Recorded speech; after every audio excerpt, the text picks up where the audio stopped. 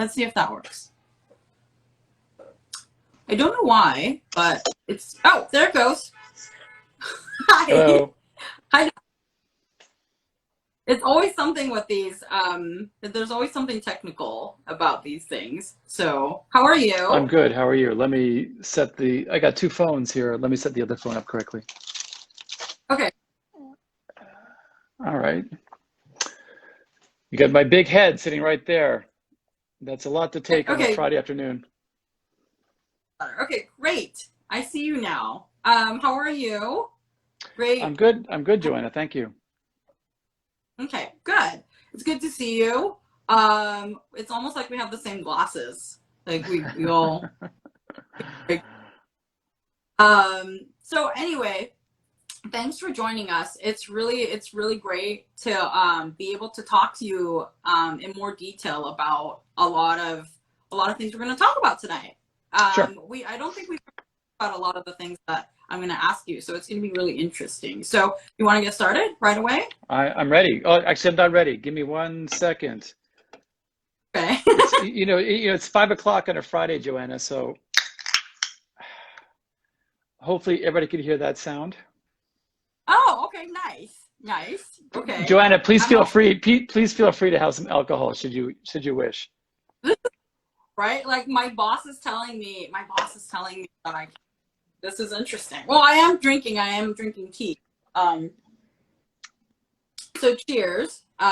Cheers. Friday afternoon, Friday evening, I guess. So, all right. So we're just gonna start with this question. So, as I explained earlier to everybody, the show is, talking about taking a breather, taking a break from our hustle and bustle. So I was just, you're a really, really busy person. And I want to know, like, what have you been doing lately to relax? Well, to answer that question, you got to remember two things. One, my son is to my left and my wife is to my right. So Uh-huh. I got to be careful with my answer. But Okay. anyway, I think, well, quite frankly, under COVID, one easy way to relax is the fact that I have 2.5 hours extra every day, which I didn't have before because I'm not commuting. And of those 2.5 hours, I have given one to sleep, completely to sleep. So I get one extra Okay. hour of sleep every single day. And the other hour and a half, quite honestly, I spend with my family. So my son and I, we will go out at lunch and play basketball during his recess. Oh, Um, okay. my wife and I have probably more time to talk, which is nice. So to relax, I think probably the biggest thing under the COVID restrictions is I can spend more time with my family, which is nice. Hmm. Yeah. I didn't know you were a basketball player. That's I'm actually, not. I'm, I'm not. I'm not at all. I'm not very good. My son's half my I'm, height and he beats me 75% of the time. really? Wow. That's pretty, yeah, he's amazing. He's an amazing basketball player. Yeah. Okay, well, no, that's interesting though to know. I never thought of it that way because like I've never really had to commute for that long to get to an office. So yeah, that's definitely something that is, I guess, silver lining with all of this. Um, okay, next question. So I sort of mentioned this in the beginning, but you know very well that JAS, Japan American Society of Southern California, has been around for 111 years. This is our 111th year this year. And our nonprofit mission has been to act as a bridge between the people of the US and the people of Japan. What do you think that mission, what does that mission mean to you personally? That's my question. I think what the mission means to me personally is, well, it's quite relevant because I'm actually living it, right? So Hmm. my wife, she's Japanese. We've been married 21 years. Um, I have lived in Japan 3 separate times, 3 tours of duty. Um, the last of which was 10 years ago. But I think as far as the mission goes, it's rather easy to align the mission and my life because, like I said, I'm actually living it, and I think that makes it quite easy. for myself personally, and then again also, my family. Quite frankly, we should be in Japan right now because this is our typical time to go to Japan in the summer during my son's school break. Which also Mm. kind of helps keeping our one foot in both countries, which is what we try to do. But again, I think, a lot of the people that belong to Japan America Society live that same bridge, right? I mean, there's, Mhm. I think it was Yukio Takenaka, one of our members, our board members, he said it very well once. He said that, all of us are enjoying and benefiting from the strong relationship between US and Japan. And in my case, in my family's case, 100% true, not just professionally, but also on a personal basis. So I think the mission, keeping that strong bridge is very attractive and very personal to me. Mm-hmm. So you go every year for summer. So your son is like very connected with his relatives in Japan. Yeah, we go every summer. We go at winter too. Um, Again, for those of you who don't know, my wife actually has a homestay program that we've been doing for many years. We must have had 100 kids stay in our house over the last 7 years, and Wow. yeah, I think lots of families, mixed families like mine, have had where the wife or the spouse and the children would go to Japan in the summer and keep their relationship with Japan that way. We always actually had Japan come to us. So this year we Yeah. don't. It's a special year, but yeah, I mean those are some of the things that we do. Hmm. Okay, interesting. So you spoke about this a moment ago. Can you tell me a little bit about how you first, became interested in Japan? That's what I really want to know. Like, I want to know like the history there. Sure, that story is not as wonderful as the others. So quite frankly, I'm actually Canadian. I finished university in 1991. The economy was crappy. My father, wanted me to leave the nest. So, he was trying to find me a job. The only jobs that he was able to find at that time for me were basically selling insurance. So 100% commission, selling Oh, insurance to his friends. That did not seem as attractive to me as going to this exotic country called Japan. Um, and the only thing I knew about Japan at the time was from reading the book Shogun, quite mhm. frankly. And a friend of mine had gone there the year before and said he had a great time. And I thought, why not? So there was no deep Okay. desire from me from the time I was 12 to go to Japan. It was really, I got nothing better to do. I'm 21 years old, so let's give it a shot. I mean, I know that like that's amazing though, because like I'm just wondering, weren't you concerned about like, you know, taking your life and then just going over there and then like did you have any friends that were living there No, or I no. So at 21, you have yeah. no concerns, right? The world is your oyster. Um, no, I had no concerns actually. Again, quite honestly, growing up in Western Canada, I mean, Asian food was not a big deal in those days. And until I was 21, I probably had rice twice in my life. Um, fish Wow. was, fish was frozen fish, right? It wasn't fresh stuff. So yeah, I mean, I really was, honestly speaking, it really was, why not? Let's go take a look. I mean, if I don't like it, I can come home. What is one thing that was like, okay, I'll ask this question. Like, what is the one food that you had for the first time in Japan and you were like, this is amazing? Like, how have I never had this? Tonkatsu, tonkatsu. Ah, dang. Okay, yeah, that I can understand. Yep, definitely. Still one of my favorites. Still one of my favorites. Oh, okay. Yeah, no, that's amazing. I mean, I love tonkatsu too. I mean, yeah.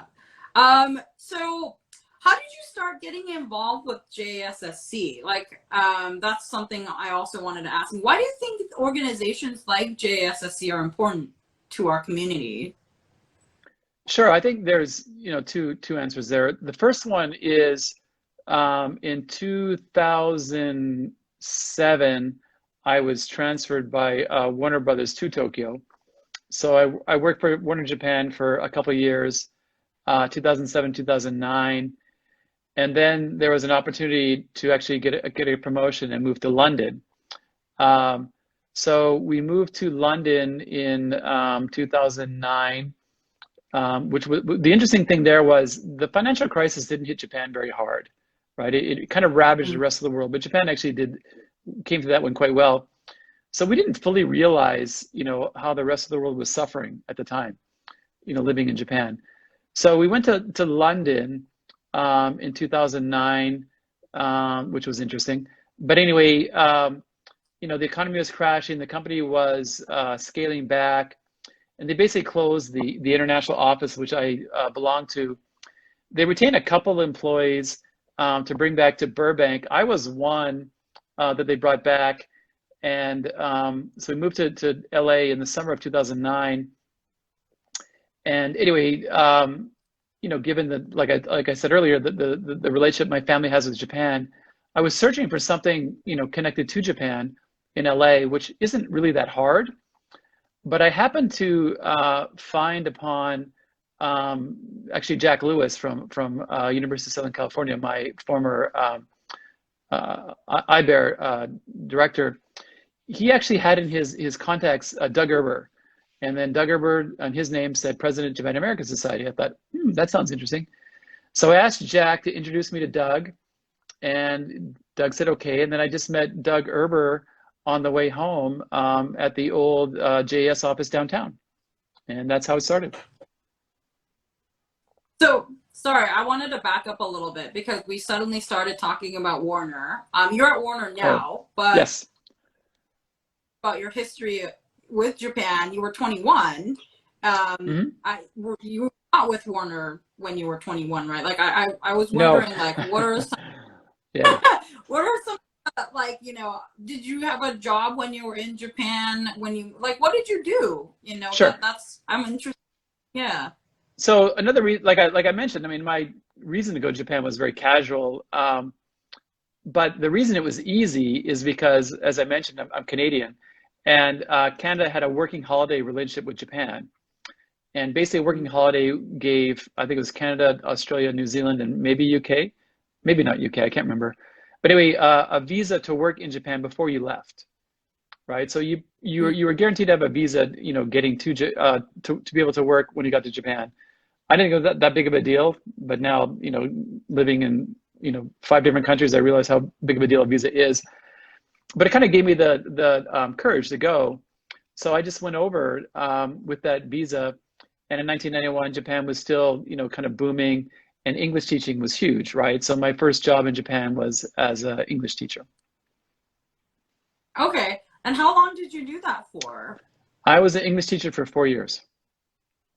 Wow. Okay. Well, did you have fun? I mean, did you enjoy teaching? That's Yeah, well, good question. I enjoy teaching, I think the same way that all teachers enjoy. When your students are engaged and, Genki, teaching's fantastic. When you're catching a salary man at from 8 till 9, and his boss is forcing him to take the lesson, and he's tired, and all he wants to do is move on to the Nijikai, and he's totally unmotivated. Not so much. But teaching motivated people is fantastic. I mean, it gives you energy. So that part I enjoyed very much. But yeah, I enjoyed my time teaching English in Japan for those 4 years. Absolutely. Awesome. Okay, so my next question was, what would you say are some of your goals as chairman of Japan America Society, and what are some programs that you believe are important for JAS to achieve those goals that you're thinking of?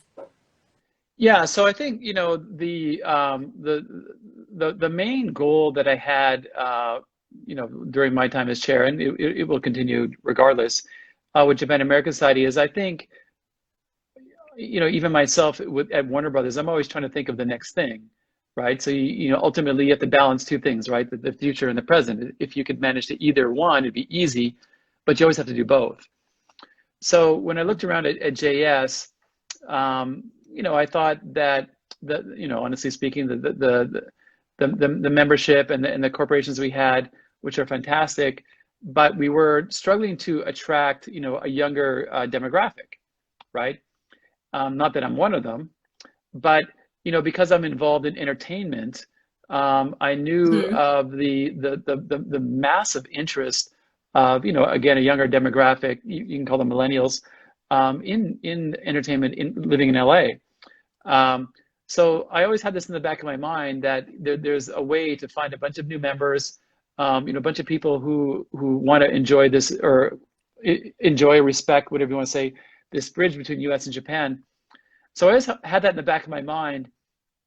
And then, once I was asked if I wanted to become chair, then, the idea really kind of coalesced that, we need to do something for entertainment.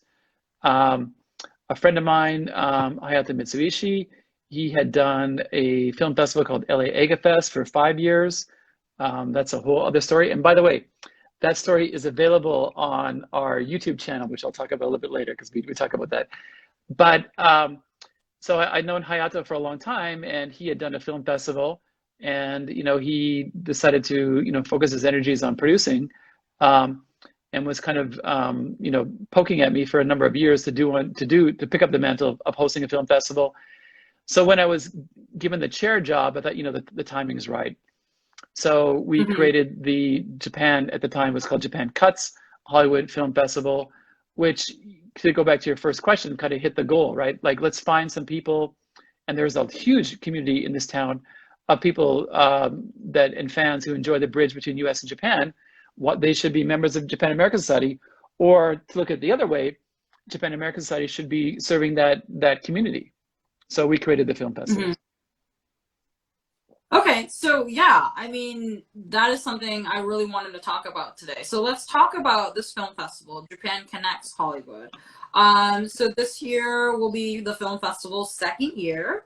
And you just said that it used to be called Japan Cuts Hollywood. Yes. So, what does this new name represent for the festival, do you think? Sure. So anyway, we were starting a film festival from scratch. That was probably the fall of 2018. A number of things came together, but I did reach out to Japan Society in New York, who have a film festival they've been running for 13, 14 years called Japan Cuts. And the honest truth is I simply liked the name Japan Cuts. I just liked it. Okay.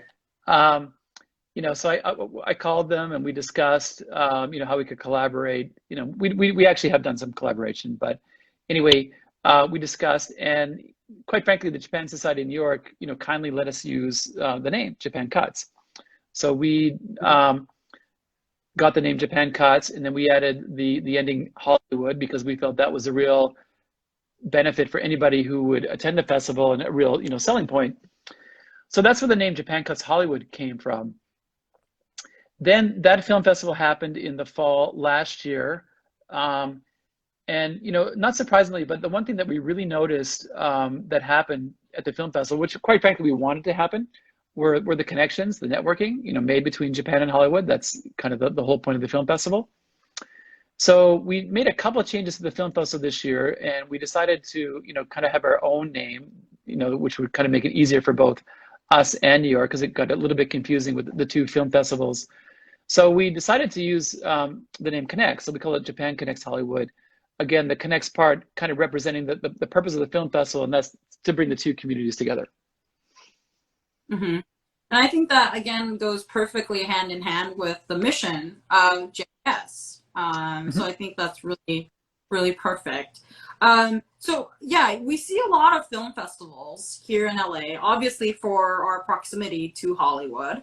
What do you think makes Japan Connects Hollywood unique? So the unique thing to me, and something we focused on from the very beginning, is we wanted it to be somewhat equal on both sides. So we didn't want it to be an event where somebody is just trying to sell Japan to United States, right? Like, let's just bring in Japanese movies and try to and whatever, and try to sell them to the US. As I mentioned, I actually lived in Japan for a total of 12 years, basically doing the reverse, right? Taking products from either Canada or US and trying to sell them to Japan. And I didn't want this bridge to be one way. So the unique thing that we worked on, and we're still working on, is try to make it beneficial to both sides. So if you look at the film festival, like I said, the most important thing are connections. and connections, if they sustain, are, likely mutually beneficial, whether it's, financially or just, in a supportive way. So we really focused on trying to bring, American people that would benefit from having a relationship with Japan, and not just saying, okay, please sit in a room and we're going to show you, 15 trailers and 10 screeners and buy something. We thought, maybe there's a benefit, maybe there's, something that you could sell back to Japan. The embodiment of this was, as it happened, was a Warner movie that we showed last year called Bucket List. There is a bucket list movie from, I think it's 2007 or 8, with Morgan Freeman and Jack Nicholson. It's a Rob Reiner film where, the two old guys get together. They try to do as much as they can before one of them kicks off. So Warner Japan actually remade that movie last year with Yuki Amami and Sayuri Yoshinaga, to a Japanese version of Bucket List. And, we showed it at the film festival. But the point of showing the movie, other than it was a great movie and it made my bosses happy, was to show the American side that, you have ideas, you have IP that you could actually be selling to Japan. So again, this bridge that, we keep talking about, it goes both ways. So we always are trying to think, how can we make the bridge, again, go both ways, and benefit both sides? What about, working with young creatives and up and comers? Is that like a big thing for Japan Connects? Yeah. So one of the another thing that we try to have with the film festival, and this is, I think, typical of many film festivals, is, we have a mix of what are, ultimately, one are invitation films and the other are submissions. Invitation films is basically where we would reach out and ask and suggest to somebody, hey, we like your movie, please let us show it at Japan Connects. So we are asking somebody. At the end of the day, those are bigger movies, right? So those are, Japanese movies from big Japanese distributors with big Japanese stars, of which we had a nice mix last year. At the same time, we have submissions. Submissions are done by, up and comers, independents who are trying to make a name for themselves. So they kind of submit to us. We have a curation team that watches the movies and has a bunch of metrics and grading system that we use to kind of filter out down to the movies that we want to show at our film festival. So they actually get, well, I think both invitation and submissions end up being curated. But again, one of the other ideas or tricks is, you can bring in people with the big names, and at the same time, you try to show them an undiscovered gem, right? So, you come to the film festival, Ryoko Shinohara, who came last year, or, another big name like Ken Watanabe, who was at LA Ega Fest. Yeah, a lot of people know their names and they will come out to see, the big star. But at the same time, it's like, hey guys, stick around. We got some, up and comers, some indies, and, take a look. And kind of like you mentioned earlier, LA's, LA's the center of the film universe. And there's a lot of people in this town who want to see, something up and coming. What's new? What's juicy? What's undiscovered? And there's a real market for it. So we try to get a balance of the two. Do you have any success stories from any of these films that you've shown at the festival last year? Yeah, we have a few. One that comes to mind, because we're talking about submissions. Actually, there's two submissions. One was a movie called, the English name is Not Alone, excuse me, and the Japanese name is Shitori Janai. And they submitted through the Film Freeway website. The curation team watched it. It filtered its way through to the festival. So we told them, hey, we like your movie, we'll show it. So the guys came over, they showed it. They brought the director, they brought the lead actor and the lead actress. And the lead actress, a very beautiful young woman, came in kimono, looked fantastic on the red carpet. The director and the actor, really friendly guys. And I don't know how they did this, but that's even better because I wasn't involved. Somehow, 2 months later, this movie is being shown at the Aratani Theater in Little Tokyo, being hosted by the Little Tokyo Service Center. So in my mind, that's a success because they came to our film festival. met some people, made some connections, and got a benefit out of it. So, that was a fantastic one. Another one was a TV series called Defending Japan. They were, again, one of our submissions.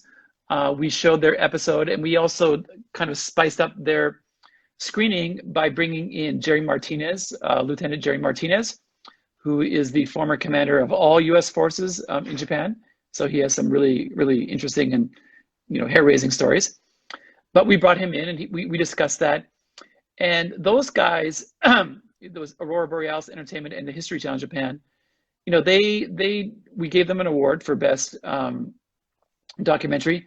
They took that award and with some other marketing and things, and they approached Amazon US, and for a number of reasons, including Japan Cuts Hollywood.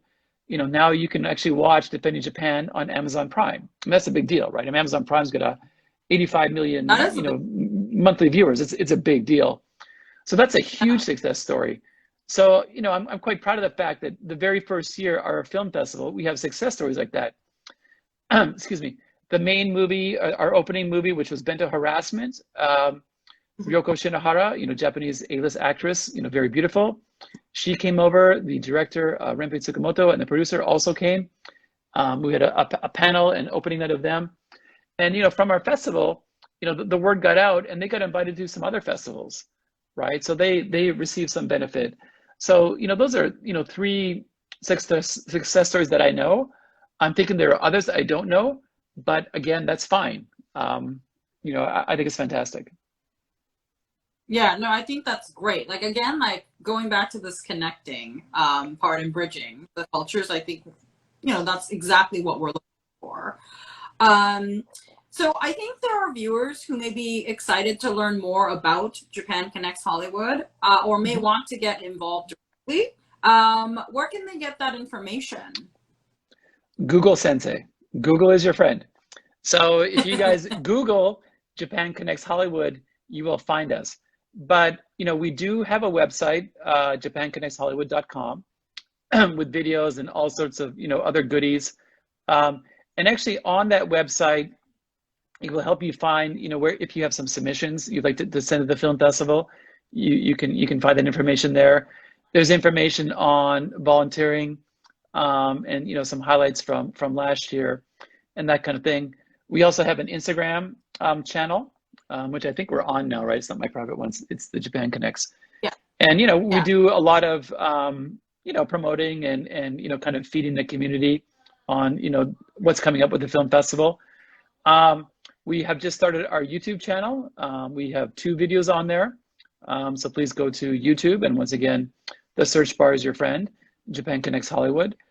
You can go there, and there's a picture of Ryoko Shinohara and our brand new Japan Connects Hollywood logo. So that's the most updated video. And we also have a Twitter feed that we've been feeding.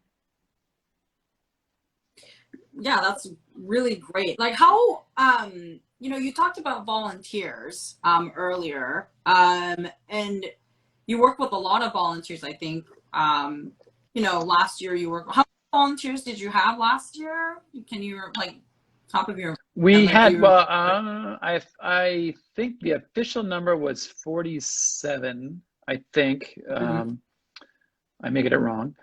But yeah, so I think, on a larger scale, one of the unique things of Japan American Society, and, we kind of took that tradition into Japan Connects Hollywood as well, is, these things are powered by volunteers, right? They are absolutely powered by volunteers, and we honor them, we cherish them, and we try to provide opportunity for them as much as we can, which I think is great. But ultimately, the volunteers do it because they like it. They like to be involved. They like Japan. Maybe, some of the volunteers are Japanese. So yeah, of course they like Japan. Some of the volunteers are not. We had volunteers from Russia. We had volunteers from Korea, China, Americans. They like Japan, right? And so we get them in our group of volunteers. And it was, honestly, at the end of the day, to see them having a good time, and enjoying being involved in something and younger people always have energy and big smiles. That absolutely added to the Fwinkie, or the atmosphere of the film festival. And that is my personal lasting memory. My personal lasting memory, and there's a lot that goes into making a sausage, right? But my personal lasting message, or memory of the film festival was, just the smiling faces, and the happiness, and the nice Fwinkie of the volunteers. And I thought that was Hmm. fantastic. So as I mentioned, volunteers can, apply to work with the film festival through the website, japanconnectshollywood.com. Hmm. And like from what you were telling us with all these success stories, and I think not just volunteers, but I think some people might want to get involved. Maybe like sponsorships or something. Is that something that you guys are looking for also? We're always looking for sponsors. Just in case anybody doesn't know, it's called product placement, but Sapporo doesn't know I did that. But anyway, you're welcome. Um, yeah, so I think we had actually a lot of sponsors last year. Again, you can see them on our website. You can see the sponsor we have for this year. Some are the same, some are not. But I think also the sponsors, I think they also found a lot of benefit in the film festival. Um, I think kind of in the same vein, like I mentioned, for Japan American Society, the entertainment community was something we hadn't really tapped into before, Hmm. which I thought was a big opportunity for us. But also the sponsors, right? I mean, I think, to get exposure to, young people. I mean, not to go into too much business on a Friday afternoon, but that is the demographic everybody wants, right? 25 to 35. And that's kind of the fat of the film festival. So these sponsors could expose their product to, people of that age who came to the film festival. We had almost 2,000 people came to the film festival over the 3 days. So they got exposure to all that. But also, we actually had pretty decent press coverage, right? So Hmm. the movie Bento Harassment was produced by Pony Canyon, and they're part of the Fuji Television Group. So Fuji did some coverage of the opening night and red carpet, and that goes on TV, right? And that had a lot of eyeballs on it in Japan. So there's some very good exposure, even for U.S. companies who would like to go to Japan, because that's where that particular piece of film was shown. So Hmm. once again, to go back to the earlier comment, we would never turn down a sponsor, trust me. But as far as like never, and you have our email address. But anyway, to go back to the other comment of trying to make a balance between the U.S. and Japanese side, we did that as well in looking for sponsors, right? So you could even look at our step and repeat. We felt we had a decent mix of U.S. and Japanese companies. Again, we want the benefit to be on both sides, not just one way. Hmm. What about working with other organizations? Was that like something very important for Japan Cuts, now Japan Connects? But you guys partnered um, with an organization, with Japan House, correct? Yes. So yeah, we absolutely partnered with Japan House very early on. Actually, I know them personally for many years. Yuko Kaifu I've known for many years. So we discussed, how the different organizations in LA that kind of live on this bridge could cooperate, and we both agreed that this would be actually a very nice event to cooperate on. So for those Mm-hmm. of you who don't know, and probably many of you do, but Japan House is located right in Hollywood. They have a fantastic Hmm. facility on the second floor where they do exhibitions, and then on the fifth floor they have a salon where you can hold events, and even a small kitchen. So that facility is located in Hollywood. The world famous TCL Theaters is in Hollywood, the same building, and the Loews Hotel is there, and also Starline Tours. There are, four partners. I mean, in different forms. We're all located right in the same building, right in the heart of Hollywood. So it was really, kind of an easy equation to think about how we could, all partner together, because all four pieces actually benefit from the film festival. But the main partner, the co-presenter was Japan House, and they gave a huge effort to us, And we can't thank them enough for all the help that they gave us. Hmm. Perfect. So speaking of opportunities, we're gonna switch back to talking about your personal experience. From your experiences, what kind of things should young people or future ambassadors who are interested in working in fields to bridge the U.S. and Japan, what should they do to prepare for those kinds of opportunities? It's a good question. Well, we're under COVID, so it's a little different. So I'll give two answers to it. But well, I guess in either case, you have to get involved, right? So a journey of 1,000 miles begins with a single step. So you should pick something. The first organization I joined, other than just my personal life, that kind of bridges this, that was a bridge, was actually the Canadian Chamber of Commerce in Japan, which I joined many, many years ago. But when I joined it, the director told me, he said, look, don't just join and think magic's going to happen, right? If you Mhm. join, then, only join if you really, are prepared to join a committee and get involved. Because if you don't, step out, it's kind of hard for people to step to you. I mean, even with JS, we try as much as we can to like engage our members. But on the other hand, we're always welcome and very excited when the members come to us. So as far as people who want to get involved in this relationship, I would say, you need to kind of pick one of the organizations. Of course, you can pick ours. That'd be great. Mhm. But you need to pick one and join it, but then join it with an active mind, and with Mhm. some intention of doing something. Because just having it come to you, that's just an email here and there. Maybe every once in a while we send a real letter these days, but you got to have the intention of actually getting actively involved, which ultimately means going to the events and meeting people and shaking hands. Now under COVID, that's tough, obviously, but there is a way to network and get involved, over the internet through Zoom or Instagram Live or these kind of things too. Um, and there are ways to do it, but you have to get involved and give it a try. But if you give it a try, once again, you got to stick with it a little bit. My experience at Japan American Society, honestly, people gather once every couple of months for a board meeting, and you can often have a very quick 5-10 minute conversation. It's not very deep. So I think, it's kind of the onus is upon all of us to, meet a couple of people and, hey, it's interesting to talk to that guy. Let's go meet for coffee sometime. You got to follow Mhm. up and you got to do that over time. Otherwise, I think ultimately it's not very satisfactory. Makes sense. So last question.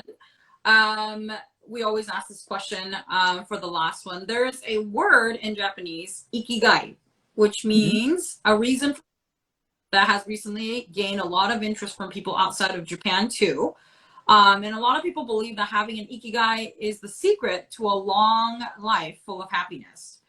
So, Doug, what would you say your ikigai is? And can you tell us how you were able to find it? So, Joanne, I cheated because, of course, I asked my wife what ikigai means, and then, the answer back was totally, anyway. No, the truth of the ikigai for me, I'll answer it, in a couple of ways. Um, as I mentioned earlier, how I relax or what's relaxing to me now is spending time with my family, which I find very nice. And also, my ikigai, I like to be involved in things. I like to do things. So as I Mm-hmm. mentioned earlier, even on in a private way, like I said, my wife and I, we've had honestly 100 kids stay at our house over the last 6 or 7 years, right? That itself is a bridge, right, between Japan and US. Um, we go to Japanese restaurants, we shop at the Japanese supermarkets. So we really live on this bridge. And I enjoy it, right? And we enjoy doing things, through JS or even on our own. We've done many different events. So, I like to be involved in something, which, Mm-hmm. kind of gives me a purpose, like a project. I kind of need a project to focus on. So that's part of my ikigai. Um, At the same time, my family is also, part of it because, why this particular bridge is so important to me is because, like I said, we live on it. So I think, those two things are quite important. And then the other, kind of trick would be finding the right balance, right? Because, I do have a job, we got to pay the bills and all that good stuff. So, kind of balancing everything is rather tricky. But I kind of find the balance a bit of a challenge, to be honest. So, I've spent a little bit too much time with, one thing, I say, this other little project over here needs some attention. But you enjoy the challenge, right? Isn't that Oh, part of absolutely, what that is? absolutely. I took the Myers-Briggs test a long time ago. I took it twice, and Huh? I came up both times. I think INTF and INTJ. Anyway, both times the I, right, the introvert, which is very strong. Yes. Um, Hmm. but I think the thing about an introvert, one of the explanations that was given to me about an introvert is you need to prove things to yourself, right? Not necessarily other Mm, people, but just yourself. So as I mentioned, why did I do the film festival? Well, like I said, Hayato was prodding me, but I was curious. Like, I went to his. It was quite good. It was quite nice. LA Egg Fest was quite he did a very good job, and all his volunteers as well. I was curious, could I do it? Simply, I mean that's the number one reason I did it. Could I do it?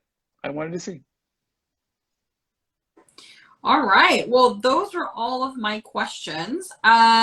So we're gonna move on into Q&A from the audience. So if you have any questions for Doug, please go ahead and put them in the comment section, and we will get right to them. But we did receive some questions already in a previous post, Doug. So I'm gonna go ahead Sure. and start asking those. Okay, with you. Okay. So the question from our followers was, what has been your reason to strive for success and push yourself beyond your comfort zone to get to where you are today? Good question. I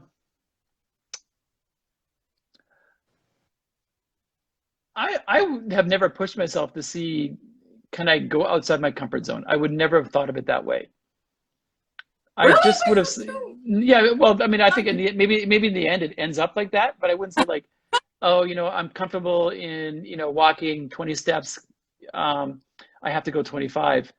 Um, Mm, I think it more like I would never think like, can I go outside my comfort zone? Just be simply, can I go 25? Right? Just mm, simply, can I go 25? I never really thought about it. Is it out of my comfort zone or not? And then the second thing that kind of, I think inspires me or drives me or whatever is, at the end of the day, if somebody else did it, I should be able to do it, right? There's a way. Somebody did mm. it, I should be able to do it too. There must be a way. So it's that, that INTJ, that curiosity keeps coming back, am I able to do this? I want to see, right? That's where it comes from. Absolutely. Yeah. I mean, like I said, the number one reason I did the film festival, honestly, I wanted to see if I could do it.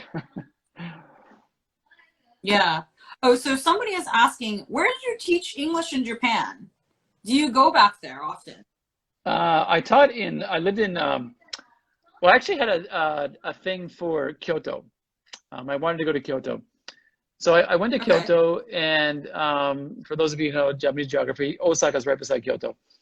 So going Uh, to Kyoto, all the head offices of the English schools were in Osaka. So to get a job, you kind of had to go to Osaka to interview. So, I first went to Kyoto. Again, they kind of said, well, you need to interview in Osaka. So we went to the youth hostel in Osaka, in Tennoji, actually, Nagai Koen, for anybody who knows. Um, and we interviewed. And then the first job I got, and I was out of money, so I needed it, was with Nova, the very famous Nova. And okay. I actually got a job in Shinsaibashi. And for those of you who don't know Wow. Shinsaibashi in Osaka, it's kind of the Roppongi of Osaka, or the Sunset Boulevard of Osaka. So Right. a fair amount For of all the beer was adventure. drunk in those 4 years. Oh, okay. Interesting.